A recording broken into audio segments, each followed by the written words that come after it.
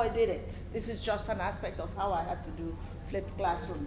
I had to go into my classroom every time with my laptop with a webcam. There are different ways to do it. How do I get the full slide? Why am I? The full slide is showing up. Again, that happened to me. Okay. All right. Thank you so much. I'm Christiana Nwachukwu, and I did this as a dissertation for my DMP program. So, flipped classrooms as a best practice approach.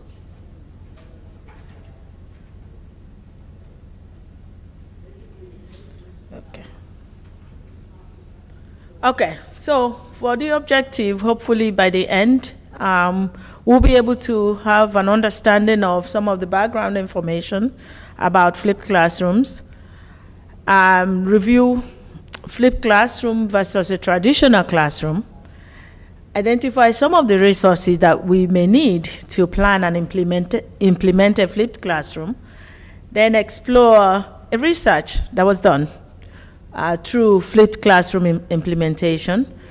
Then we'll discuss some findings and implications for global education and training, and then a little bit of summary of the concepts. So just the background of the problem. We all know that traditional classroom is a one-size-fits-all classroom, don't we think so? Because, when we are in the traditional classroom, just like we're sitting now, we're listening. So the teacher is central.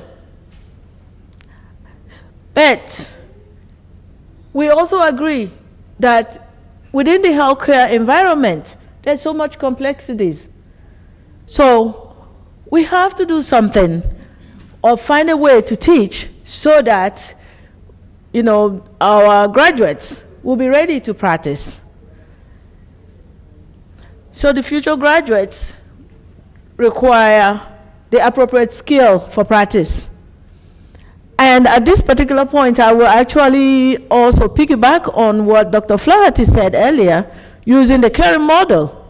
So if we are faculty and we are teaching and we're still practicing based on teacher-centered process, are we caring for our students? Because the concept of flipped classroom is about active learning and having them ready so they can close the gap and transition well into practice. And that's what the employers are expecting from us. So the goal is to implement this flipped instruction model versus the traditional format, and then analyzing the relationship. So why do we have to flip, and why now? So thinking about the education aspect of it, we know that teaching and learning continues to evolve. It is evolving.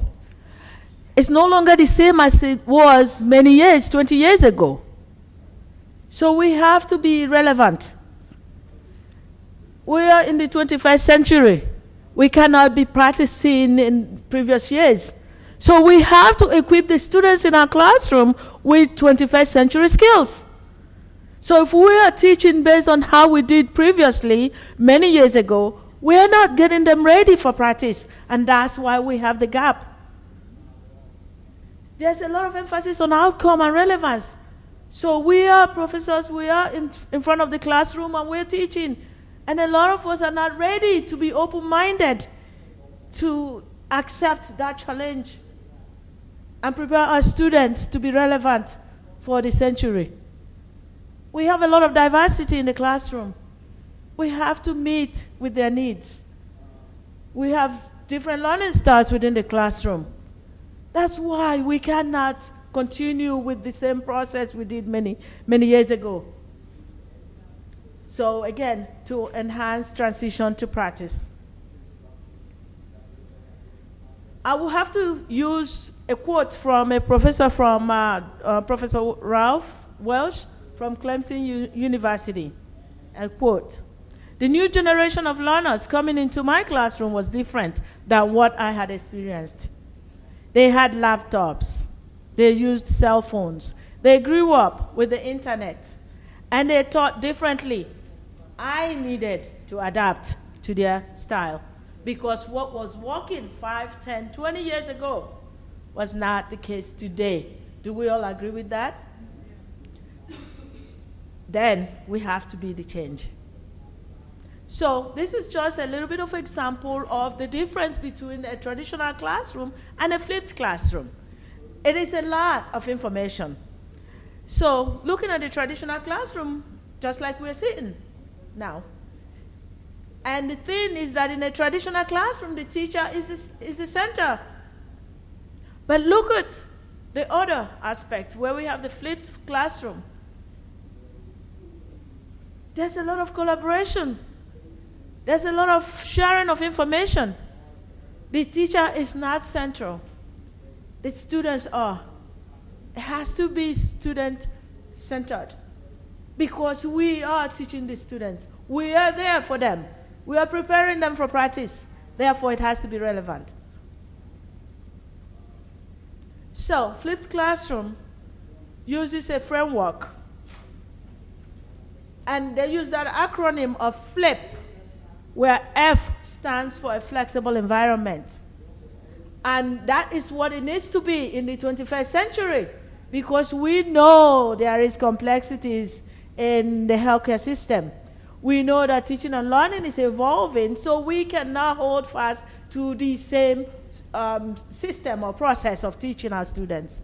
Therefore, there is a flexibility in the process of teaching and learning, in the way that our students acquire that knowledge that we are giving them, in the way that we actually practice that thing that we say we are the experts. There's a learning culture. And in terms of the learning culture, there's a mind shift. And hopefully after today, you will have this mind shift to believe that traditional format should be modified, or at least should be reevaluated. And so that's the learning culture, that students will have to understand what it means. There is an expectation from them, and that's how we try to arm them with being independent learners. They need to learn how to learn. Like my colleague just said, they have to learn how to learn. We can't just hand it to them, because we know that when they go out there to practice, they are faced with several variations of patients and conditions. And they have to be able to think and come up with the best solutions. There is intentional content. There's no longer the focus of trying to look at that chapter of 100 pages and say, we must do this within 2 hours. Therefore, we have to give them something that is relevant for practice today in the 21st century. So it is intentional content. So when we have the PowerPoints and we have to give them this information ahead of time and have them look at it before coming into classroom, so we actually incorporate intentional content, stuff that we know will be relevant, that will actually be help us achieve the outcomes or our objective. Then there is a professional educator, which is most relevant for a flipped classroom. So that expert should be present within that flipped classroom environment as a facilitator. So the research exploring a flipped classroom implementation process in a traditional versus flipped classroom using a quasi-experimental design, pre-test, post-test scores of practical nursing students.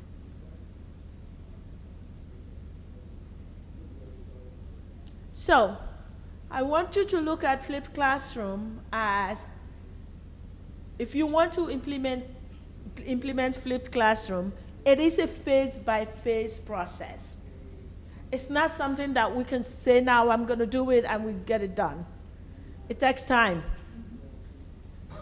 And that's the essence of the success of a flipped classroom, when you actually think through it and be able to gather the resources that is needed to drive home that point that you want to drive home for your students, to make it relevant for them. Central There are several ways you can achieve your goal and objective. But central to it that I really love is the use of Bloom's revised taxonomy, which my other colleague did talk about.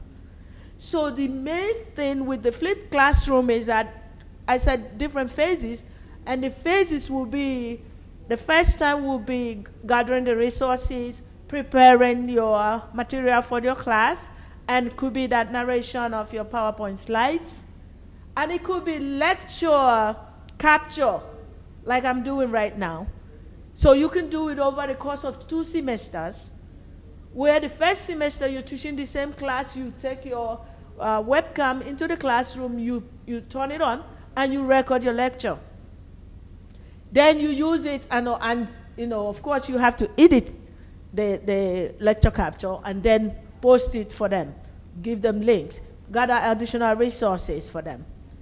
Then they have to understand again that this is the process, and they have to watch those videos prior to classroom. Then the next phase will be, so the first phase will be the pre-class, what I just described. By the time you offload the content to them on your learning management system, YouTube resources, different resources, journals and stuff.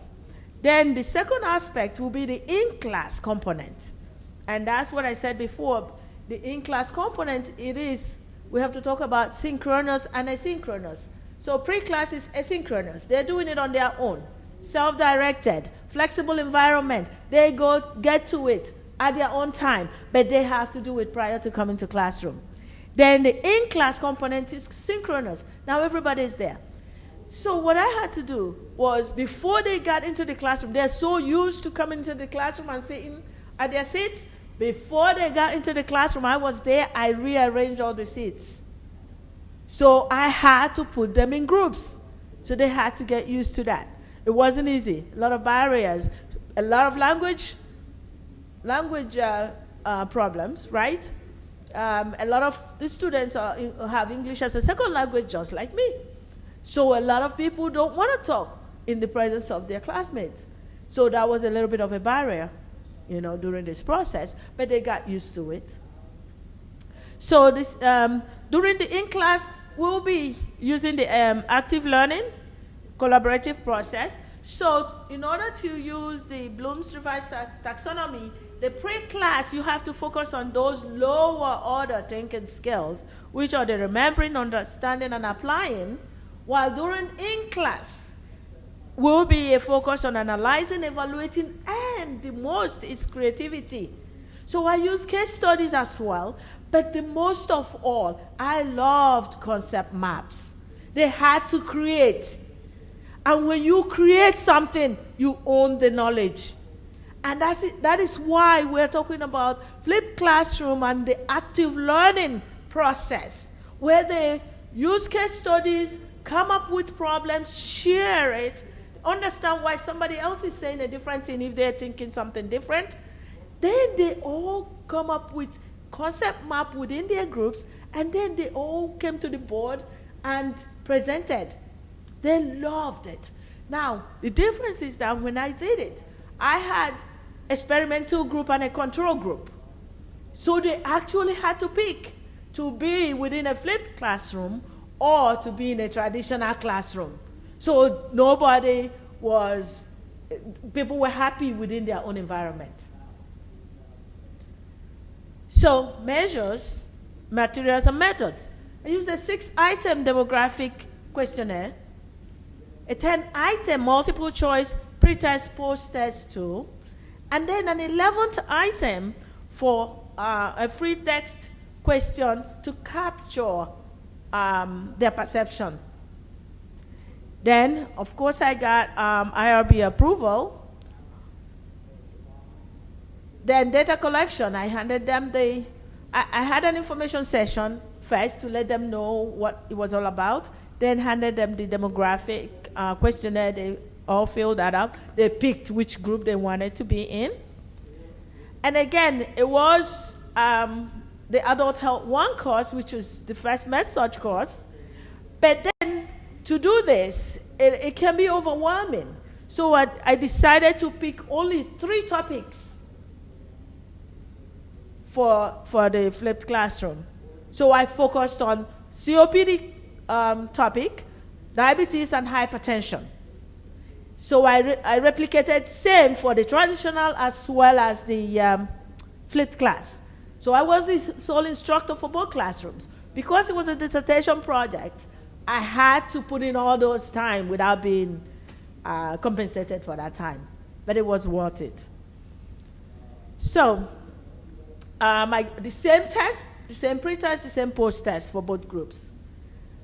But then the only thing was the flipped class, when you upload the content, you should actually leave it there for them 24/7. But because I did not want to affect the results of the pre-test, post-test, it was only a limited time that I left.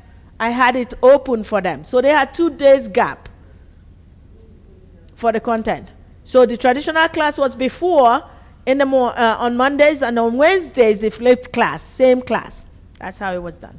Data management, I use analysis of covariance and chi-square test. So I have 4 research questions. First was demographics and baseline characteristics. We had a wide range, diversity. Some people, second degree students and or a lot of students with English as a second language. Then the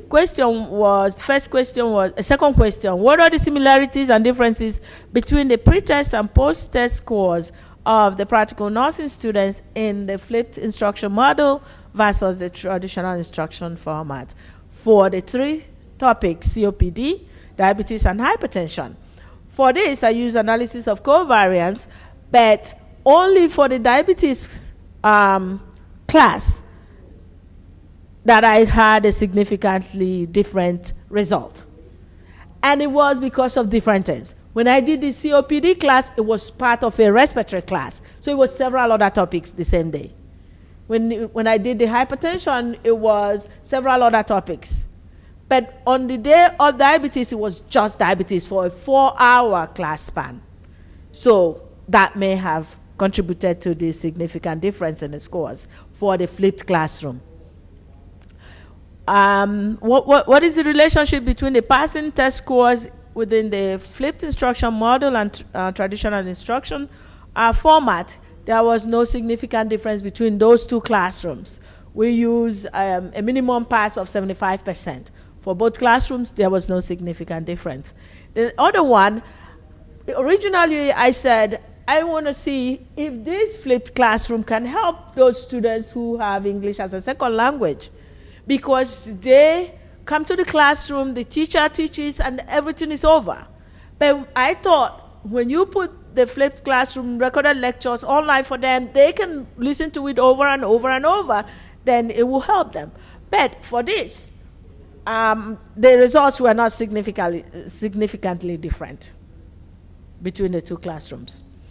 But the 11th item, free text format, where I wanted to know about their perception. So for those students in the traditional classroom, the most favorite aspects was that it was structured. So people who love structure just love structure. People who want, which is different for those ones in the flipped classroom who were ready to try something new. So they loved that it was very straightforward, no surprises.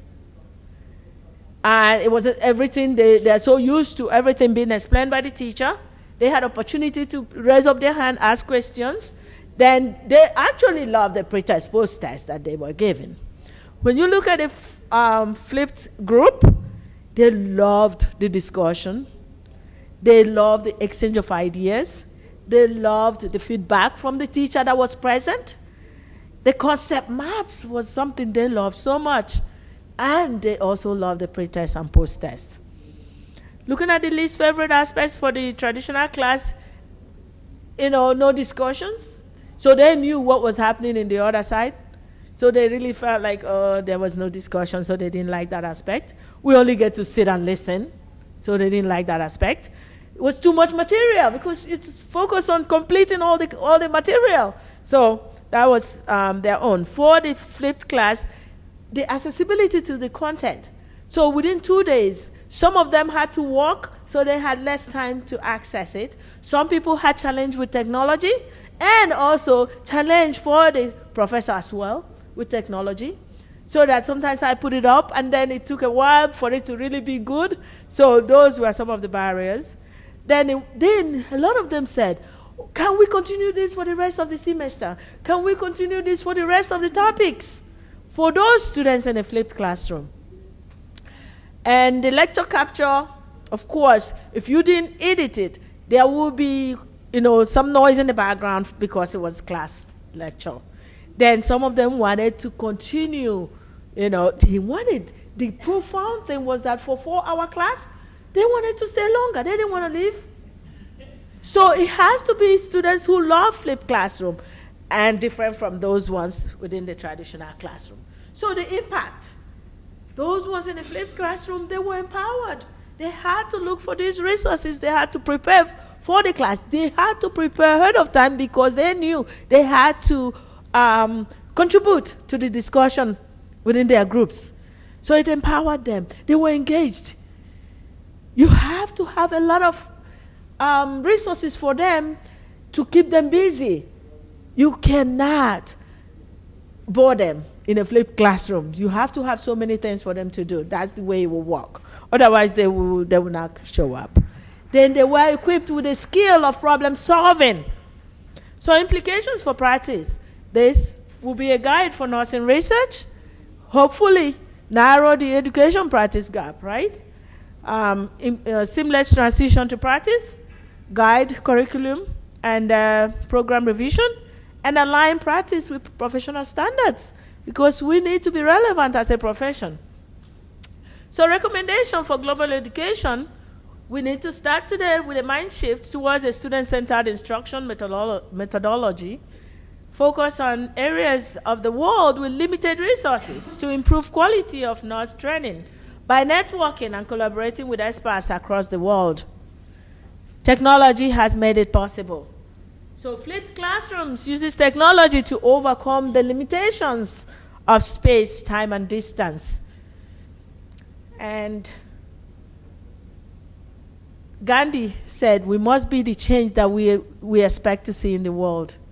We need to start today. And thank you very much.